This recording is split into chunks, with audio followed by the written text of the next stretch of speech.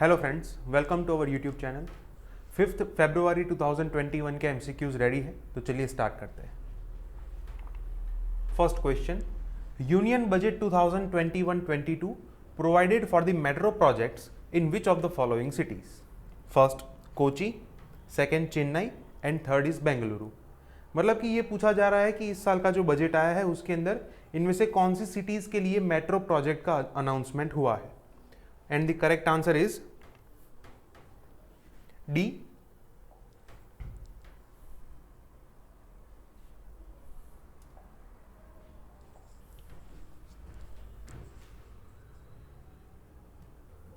One, two and three. ये तीनों cities के अंदर इस साल के बजट के अंदर मेट्रो प्रोजेक्ट जो है वो अनाउंस किए गए हैं।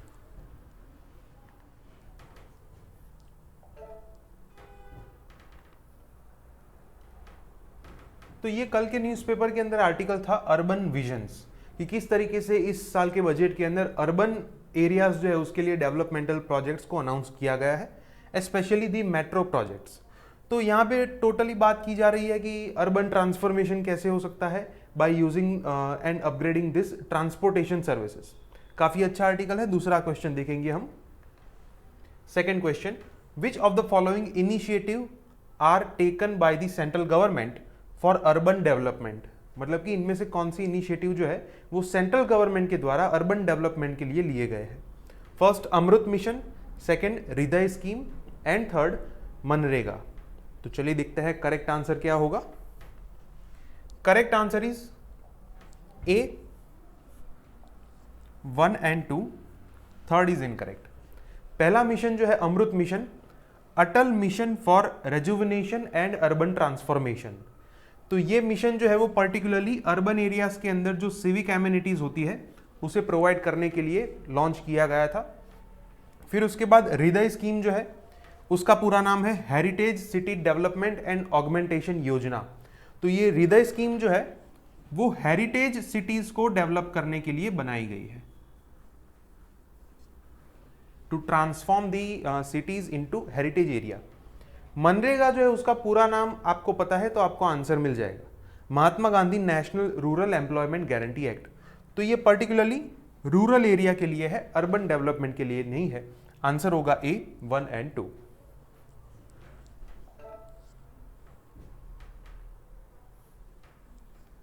तो जैसा कि हमने देखा कि अर्बन विजन को लेके ये कल के न्यूज़पेपर में आर्टिकल था। Third question, which of the following country is not involved in Abraham accord?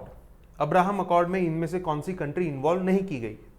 First is Israel, second is UAE, third is Saudi Arabia and fourth is Bahrain. तो चलिए देखते हैं करेक्ट आंसर क्या होगा। Correct answer is सी,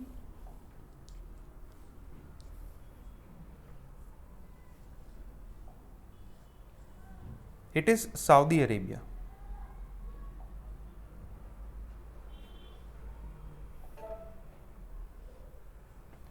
अब ये Abraham accord जो है वो recently Israel, Bahrain and UAE के बीच में हुआ था, ताकि West Asia and Middle East Asia जो है उसके बीच में पीस एस्टैब्लिश कर सके by with this Israel and the gulf countries, जिसे हम कहते हैं अरब कंट्रीज। तो ऐसा 26 साल के बाद हुआ कि ये कंट्रीज जो है उनके बीच में पीस एस्टैब्लिश करने के लिए इस टाइप का अकॉर्ड जो है वो साइन हुआ है। अब ये अकॉर्ड न्यूज में इसलिए है बिकॉज अब ये कल के न्यूज़पेपर में आर्टिकल था कि यूएस के जो नए प्रेसिडेंट आए हैं तो उनके खिलाफ क्या क्या चैलेंजेस होंगे। तो इस आर्टिकल में यहाँ पे ये मेंशन किया गया है कि रिसेंटली जो JCPOA है, joint comprehensive plan of action, which is popularly known as Iran nuclear deal, तो वहां से यूएस जो है उन्होंने विड्रॉ किया था। और इस पर्टिकुलर आर्टिकल में आप यहाँ पे देख सकते हैं कि ये अब्राहम अकॉर्ड जो है उसको मेंशन किया गया है कि अब्राहम अकॉर्ड के अंदर यूएस का रोल क्या है कि उन्होंने इस अकॉर्ड को मीडिएट किया था। So US played as a mediator role in this accord. तो इस वजह से ये अकॉर्ड जो है वो न्यूज में है।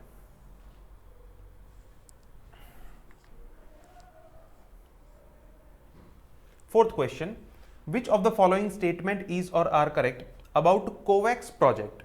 First, it is a project of Bharat Biotech limited to develop vaccine for COVID-19. Second, it is funded by government of India and World Bank. तो चलिए देखते हैं करेक्ट आंसर क्या होगा। Correct answer is D, neither one nor two. ये दोनों statement जो है वो इनकरेक्ट है। अब ये कोवैक्स प्रोजेक्ट जो है, the word is similar to Covaxin. अब कोवैक्सीन आप सभी को पता है कि ये कोविड-19 की वैक्सीन है जो भारत बायोटेक ने डेवलप की है and it is currently being provided in India also. तो यहां पे हम कंफ्यूज हो सकता है कि कोवैक्स जो है वो कोवैक्सीन की जैसा ही दिखता है, इसलिए इसका आंसर ये होगा, लेकिन ये गलत है। एक्चुअल ये स्टेटमेंट के आंसर जो है वो आपको न्यूज़पेपर आर्टिकल में से मिलेंगे। तो ये कल के न्यूज़पेपर में आर्टिकल था, no to vaccine nationalism and yes to global cooperation, कि कंट्रीज जो है उनको वैक्सीन सिर्फ अपनी कंट्री के लिए डेवलप नहीं करनी, दूसरे कंट्रीज के साथ कोऑपरेट करके उनको भी वैक्सीन सप्लाई करनी है। तो यहां पे कोवैक्स प्रोजेक्ट जो है उसको मेंशन किया गया है। तो ये कोवैक्स प्रोजेक्ट है क्या? तो यहां पे लिखा है कि it is a project is a global risk sharing mechanism. तो ये जितने भी higher income and middle income countries है उन्होंने फंड जनरेट करके ये कोवैक्स प्रोजेक्ट जो है वो बनाया है, ताकि जितने नेशंस जो है वो वैक्सीन डेवलप कर रहे हैं तो वो बाकी के नेशंस को इजीली वैक्सीन पहुंचा सके। रिसेंटली इसके अंदर यूएसए जो है उसके प्रेसिडेंट ने अनाउंस किया था कि हम भी इसके अंदर पार्टिसिपेट करेंगे, इसलिए अब इसकी जो ऑथेंटिकेशन है इसको थोड़ा और सिग्निफाई किया गया है कि अब इससे काफी सारे कंट्रीज को बेनिफिट मिलेगा। तो इसलिए ये प्रोजेक्ट जो है वो न्यूज में है। Fifth question, which of the following statement is or are correct about global risk report 2021? First, the risk posed by infectious diseases has been ranked as the highest on the list of risks. Second, digitalization is aggravating existing inequalities and regulatory uncertainties. तो चलिए देखते हैं correct answer क्या होगा। Correct answer is C, both 1 and 2। ये दोनों statement correct है। अब ये ग्लोबल रिस्क रिपोर्ट जो है रिसेंटली वर्ल्ड इकोनॉमिक फोरम के द्वारा रिलीज किया गया था in the month of January. तो उसके अंदर अगर हम 2020 की बात करें तो 2020 के अंदर ये जो इन्फेक्शियस डिसीज है वो रिस्क था 10 नंबर पे। It was the 10th highest risk as per the 2020 report. लेकिन कोविड-19 पेंडेमिक की वजह से इस साल के रिपोर्ट के अंदर ये इन्फेक्शियस डिसीज जो है वो अभी फर्स्ट रैंक पे है। मतलब कि वर्ल्ड को सबसे ज्यादा खतरा अभी किससे है? इन्फेक्शियस डिसीजेस से है, as mention by this report. तो इस रिपोर्ट का मेन एजेंडा ये था कि कोविड-19 पेंडेमिक की वजह से ग्लोबली कौन से रिस्क जो है वो जनरेट हुए हैं और उसके चलते इनइक्वालिटीज जो है वो कैसे और भी बढ़ी है। तो इस रिपोर्ट के अंदर ये भी मेंशन किया गया था कि कोविड-19 पेंडेमिक की वजह से पूरा वर्ल्ड जो है वो डिजिटलाइजेशन के दौर पे चला गया और इस डिजिटलाइजेशन की वजह से क्या हुआ कि पुअर एंड रिच के बीच में जो गैप है वो और भी वाइड हुआ। So it has aggravated existing inequalities और उसकी वजह से रेगुलेटरी अनसर्टेनिटीज जो है वो भी इंक्रीज हुई। तो इसलिए आंसर होगा सी, बोथ 1 and 2।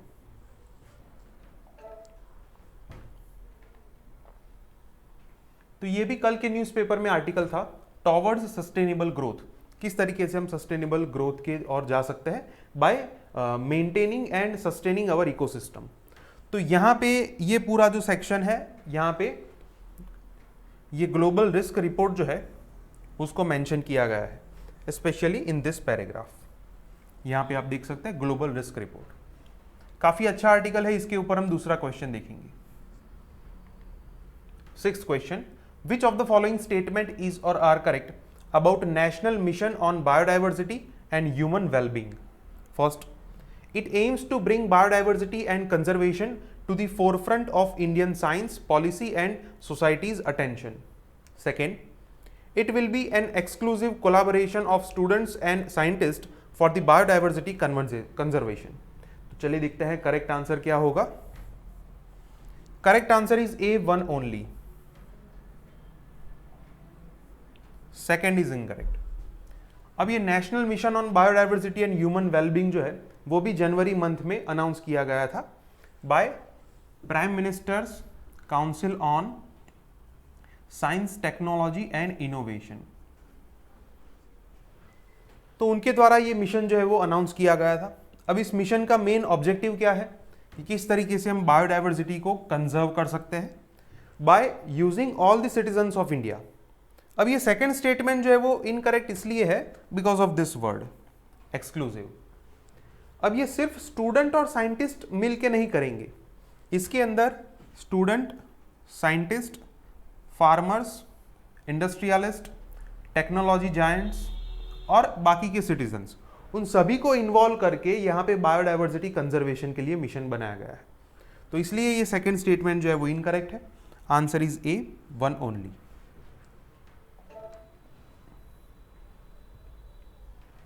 तो ये जो आर्टिकल है यहाँ पे नए मॉडल के बारे में बात की गई है, किस तरीके से नए मॉडल्स को हम यूज करके ये बायोडाइवर्सिटी कंजर्वेशन जो है उसे अचीव कर सकते हैं। तो यहाँ पे आप देख सकते हैं ये मिशन जो है उसको मेंशन किया गया है, national mission on biodiversity and human wellbeing. तो ये रिसेंटली जो अप्रूव किया गया है इसलिए ये न्यूज में है। 7th question, which of the following statement is or are correct about smart walls for Indian border? First, it is for the first time in the world that such smart wall is going to be used at any international border. Second, it could solve border security issues without the need for a physical barrier. तो चलिए देखते हैं correct answer क्या होगा। Correct answer is B, second only. First is incorrect. अब ये smart wall जो है फॉर इंडियाज इंटरनेशनल बॉर्डर, ये है क्या? तो आपने रिसेंटली सुना होगा कि स्मार्ट फेंसिंग जो है वो एस्टैब्लिश होगी। हमारा जो सैटेलाइट डेटा है उसको यूज करके बॉर्डर जो है वहां पे ऐसी स्मार्ट वॉल बनाई जाएगी। तो वहां पे आपको फिजिकल सर्वेलियंस की जरूरत नहीं है। बेसिकली जैसे भी कोई इन्फिल्ट्रेट करता है तो वो सिग्नल देता है और वो हम वहां पे रिएक्ट कर सकते हैं। तो वहां पे अगर आपकी फिजिकल प्रेजेंस नहीं है तो भी चलेगा। तो इस टाइप की वॉल से बेनिफिट क्या होगा कि without the need of physical barriers हम सिक्योरिटी इश्यूज को डील कर सकते हैं। लेकिन ऐसा नहीं है कि ये पूरी दुनिया में ऐसा पहली बार हो रहा है। सबसे ज़्यादा इस टाइप की जो स्मार्ट वॉल है उसे यूज़ किया जाता है यूएस एंड मैक्सिको की बॉर्डर के बीच में। बिकॉज आप सबको पता होगा कि मैक्सिको से ज़्यादातर लोग जो है वो यूएस की बॉर्डर पार करते हैं इलीगली। तो यूएस जो है स्पेशली इससे जो पहले वहाँ के प्रेसिडेंट थे डोनाल्ड ट्रंप, उन्होंने ये एम्फेसिस किया था कि हम इस टाइप की स्मार्ट बॉर्डर जो है वो वहाँ पे लगाए। आर्टिफिशियल इंटेलिजेंस का यूज़ करके हम मैक्सिको से यहाँ तक आने में, किसी को इलीगली आने में हम रोक सकते हैं। तो इसलिए ये फर्स्ट स्टेटमेंट जो है वो इनकरेक्ट होगा। Answer is B, second only.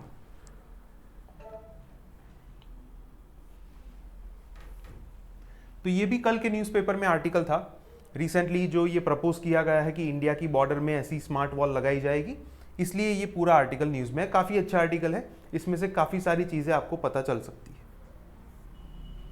8th question, which of the following statement is or are correct about DNA technology regulation bill 2019? First, it allows use of DNA samples of suspects in any crime. Second, it aims to establish identity of a persons such as victims of crimes. And third, currently the bill is pending before the president for his assent. तो चलिए देखते हैं correct answer क्या होगा। Correct answer is A, 1 and 2। Third is incorrect. अब ये DNA technology use and application का जो रेगुलेशन बिल है उसका मेन इंटेंशन ये है कि किसी भी पर्सन की आप डीएनए आइडेंटिटी, डीएनए सैंपल के थ्रू उसकी आइडेंटिटी एस्टैब्लिश कर सकते हैं। मतलब कि आप साबित कर सकते हैं कि हाँ ये वही है।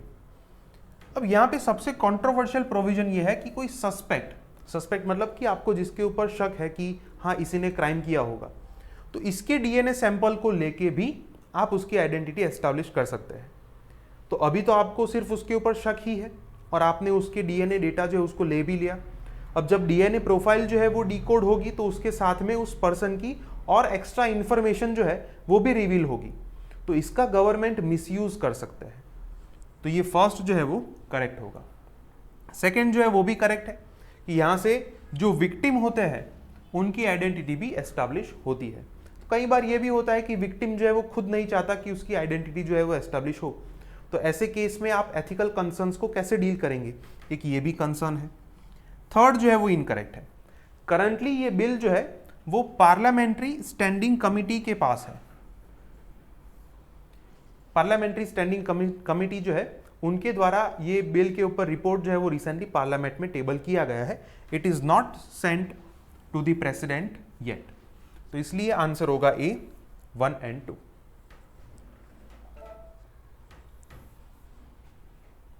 तो ये भी कल के न्यूज़पेपर में आर्टिकल था जहां पे चीफ सुप्रीम कोर्ट के एक रिटायर्ड जज है, उन्होंने पार्लियामेंट को ये कहा है कि collection of DNA samples will lead to misuse और आपको ये बिल जो है उसे रिपील करना चाहिए, इट इज नॉट फ्रूटफुल। तो इसलिए ये पूरा बिल जो है वो फिर से न्यूज में है। काफी सारे ऑपोजिशन लीडर्स ने भी इसका विरोध किया था। 9th क्वेश्चन, अब जो 2 क्वेश्चन है वो आज के न्यूज़पेपर से है। Which of the following statement is or are correct about latest sero survey for COVID-19 in India? First, overall seroprevalence has increased as compared with previous survey. Second, females are more exposed than males. And third, it was carried out by ICMR, that is Indian Council on Medical Research. तो चलिए देखते हैं correct answer क्या होगा। Correct answer is D 1, 2 and 3। ये तीनों statement correct है कि इसके अंदर ये पता चला कि जो प्रीवियस सर्वे किया गया था उसके कंपैरिजन में अभी जो है वो सीरो प्रेवलेंस ज़्यादा है। अब सबसे पहले आपको ये समझना होगा कि ये सीरो सर्वे है क्या। जैसे मान लो कि कोई पर्सन है ए विच इज इन्फेक्टेड विथ कोविड-19, तो कोविड-19 वायरस जो है वो उसके शरीर में प्रेजेंट होगा और उस वायरस से लड़ने के लिए जो हमारी बॉडी के द्वारा, इम्यून सिस्टम के द्वारा जो प्रोड्यूस किया जाता है, जिसे हम कहते हैं एंटीबॉडी, साइंटिफिक लैंग्वेज में जिसे कहते हैं इम्यूनोग्लोबुलिन। तो ये एंटीबॉडीज जो है कोविड-19 के सामने लड़ने के लिए उसकी बॉडी जो है वो प्रोड्यूस करेगी। अब अगर उसकी इम्यून सिस्टम अच्छी है तो वो कोविड-19 से लड़के उसको खत्म कर देगी, लेकिन ये एंटीबॉडीज जो है वो तो अभी भी उसके शरीर में प्रेजेंट होगी जो कोविड-19 से लड़ने के लिए बनी है। अब अगर मान लो कि एक बार उसको ये रोग जो है वो खत्म हो गया, लेकिन फिर भी उसके बॉडी में ये एंटीबॉडी है, जब आप उसके अंदर ये सीरो सर्वे करेंगे, इसे कहते हैं सीरोलॉजिकल टेस्ट, तो सीरोलॉजिकल टेस्ट के अंदर इस टाइप की अगर एंटीबॉडीज वहां पे मिलती है तो इसका मतलब क्या हुआ, the person was previously infected with कोविड-19। तो इस टाइप का जो सर्वे होता है उसे क्या कहते हैं, सीरो सर्वे। इससे पता चलता है कि प्रीवियसली कितने ऐसे लोग हैं कि जिनको कोविड-19 हुआ था और वो ऑटोमेटिकली ट्रीट हो गए। तो इस टाइप के सर्वे को कहते हैं सीरो प्रेवलेंस सर्वे। तो इसके अंदर हमें पता चला कि ये सीरो प्रेवलेंस जो है वो इंक्रीज हुआ है और यहाँ पे फीमेल्स जो है उसमें रेशियो ज़्यादा है। हम इसकी फाइंडिंग्स देखेंगे न्यूज़पेपर आर्टिकल में। ये सर्वे किसने किया था, Indian council on medical research ने किया था। तो हम न्यूज़पेपर आर्टिकल देखते हैं। तो ये आज के न्यूज़पेपर के फ्रंट पेज पे है। 1 in 5 Indians expose to novel corona virus as per the latest sero survey. तो ICMR जो है उन्होंने कहा है कि large proportion of population is still vulnerable, तो अभी भी रिस्क है। अब यहाँ पे अगर हम फाइंडिंग्स देखें तो मई से जून महीने में जो सेरो सर्वे किया गया था उसके अंदर पता चला कि 0.7% एक्सपोजर है। मतलब इतनी पॉपुलेशन थी कि जिनको प्रीवियसली कोविड-19 हुआ था। फिर अगस्त सितंबर के अंदर ये सर्वे किया गया तो वहां पे 7% आया और अभी दिसंबर से लेके जनवरी तक ये सर्वे किया गया तो उसके अंदर 21% एक्सपोजर आया है। मतलब एक्सपोजर जो है वो धीरे धीरे इंक्रीज हुआ है। और अगर इसको हम माइक्रो ब्रेकडाउन में देखें तो आप देख सकते हैं कि फीमेल में 22.7% है, मेल में 20.3%। एज ग्रुप के द्वारा भी यहां पे ब्रेकडाउन दिया गया है। Last question, which of the following statement is or are correct about EPFO, employees provident fund organisation? First, it is administered by ministry of personnel, pension and public grievances. Second, it is one of the world's largest social security organisations. तो चलिए देखते हैं correct answer क्या होगा। Correct answer is B, second only. First is incorrect. पहला statement जो है वो इनकरेक्ट इसलिए है बिकॉज ये मिनिस्ट्री गलत दी गई है। It is the ministry of labour and employment. Labour ministry जो है उनके द्वारा ये ऑर्गेनाइजेशन को एडमिनिस्टर किया जाता है। सेकेंड जो है वो करेक्ट है। ईपीएफओ के अंदर इतने सारे क्लाइंट है, इतने सारे एडमिनिस्ट्रेटिव वर्क है कि उसकी वजह से ये वर्ल्ड का सबसे लार्जेस्ट सोशल सिक्योरिटी ऑर्गेनाइजेशन है। सो आंसर होगा बी, सेकेंड ओनली। तो ये आज के न्यूज़पेपर के फ्रंट पेज पे है कि ये ईपीएफ अकाउंट जो है उससे रिलेटेड एक डेटा बाहर आया है कि सबसे लार्जेस्ट ईपीएफ अकाउंट जो है उसके अंदर 103 करोड़ रुपए है। मतलब कि जो रिच क्लास है वो ईपीएफ अकाउंट के अंदर इतना सारा कंट्रीब्यूट करते हैं क्योंकि यहाँ से हमें इंटरेस्ट रेट ज़्यादा मिलता है, इसलिए ये पर्टिकुलर टॉपिक जो है वो न्यूज़ में है। ओके फ्रेंड्स, तो आज के 10 MCQs यहाँ पे कंप्लीट होते हैं। अगर आपको कोई डाउट है तो आप कमेंट सेक्शन में लिख सकते हैं। हमारे वीडियोस आपको पसंद आए तो वीडियोस को लाइक कीजिए और चैनल को सब्सक्राइब कीजिए। Thank you.